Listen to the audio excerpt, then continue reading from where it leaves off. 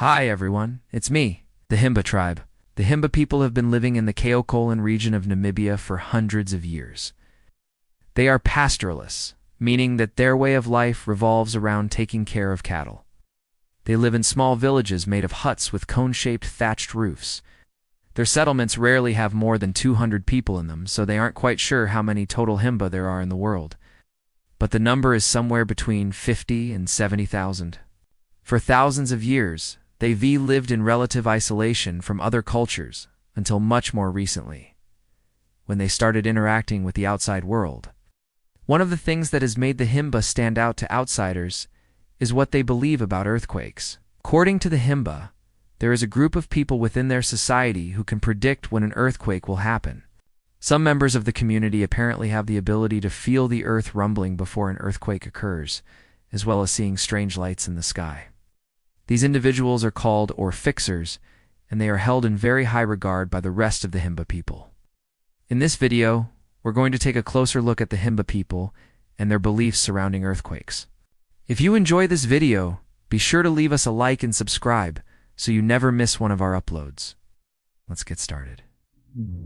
When the Himba first interacted with Western researchers, it was noted that the Himba were very interested in Western technology. They didn't have any written language of their own, so they used picture writing to communicate with each other. However, they were eager to learn how to read and write in the Portuguese language.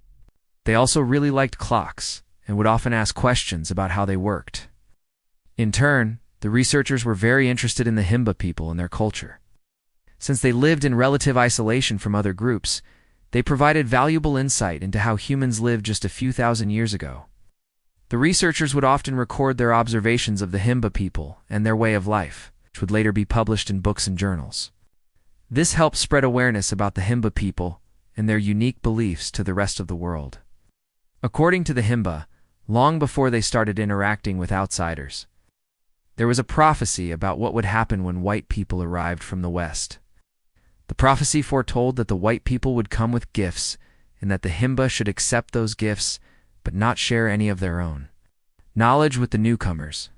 The Himba people took this prophecy very seriously, so they never shared any of their secret knowledge about predicting earthquakes with outsiders. Unfortunately, we don't know exactly what these prophecies said or how it came to be, but we do know that it played a significant role in how the Himba interacted with Western researchers. Sometime after the first contact, the Himba started to share some of their traditions and customs with the outside world. One of these traditions is their belief in the orfixers, or earthquake seers.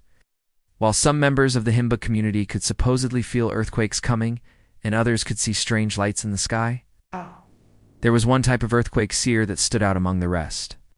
There was one member of the Himba community that was referred to as the Keeper of the Earth. This individual had the ability to communicate directly with the earth, and they would go into the desert alone for weeks at a time. After they would return from their journeys, they would share what they learned with the rest of the village, and they would make predictions about future earthquakes. These predictions were taken very seriously by the Himba people, because earthquakes were seen as both dangerous and sacred. Earthquakes were seen as dangerous because they could damage homes and destroy crops. But at the same time, they were also seen as sacred because they were thought to be caused by the gods. When an earthquake did occur, it was believed to be a sign that the gods were angry with the Himba people. The Himba would then perform a ritual purification ceremony to appease the gods and bring them back into balance with nature. This ceremony involved a lot of dancing and singing as well as the sacrifice of animals. The goal of the ceremony was to restore harmony between the physical world and the spiritual world, and it was believed that this would prevent any future earthquakes. Unfortunately, we don't know too much about the earthquake seers or the purification ceremonies because the Himba people kept this knowledge secret from outsiders for so long. The Himba are a very superstitious people, and they believe that if they share their secret knowledge with outsiders, it will lose its power. For this reason, there isn't a lot of written information available about their beliefs and practices.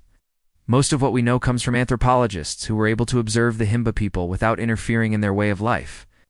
Another thing that makes it difficult to find information about the Himba people is that they were never a very large group of people. As we mentioned earlier, we don't even know exactly how many Himba there are in the world today. This means that there isn't a lot of written history about the Himba. And it also means that they weren't a big enough group to draw much attention from outsiders. It wasn't until recently that the Himba started sharing their culture with the outside world.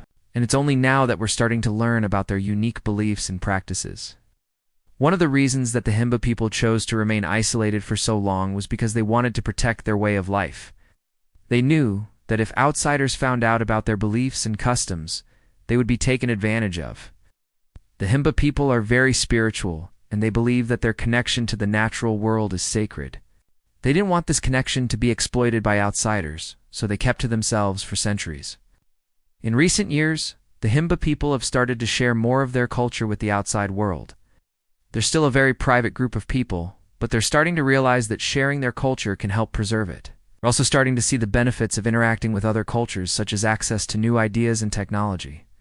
However, the Himba people are still very wary of outsiders, and they be careful about who they share their secrets with. Today, the Himba people continue to live in small villages in the Kalahari Desert. They live a simple life, taking care of their cattle and spending time with their family and friends. They're a close-knit community, and they rely on each other for help. Despite the challenges they face, the Himba people are happy with their way of life. They have a strong connection to each other and to the natural world around them. They believe that their way of life is under threat from modern society. They worry that their children will forget their traditions and customs if they don't pass them down.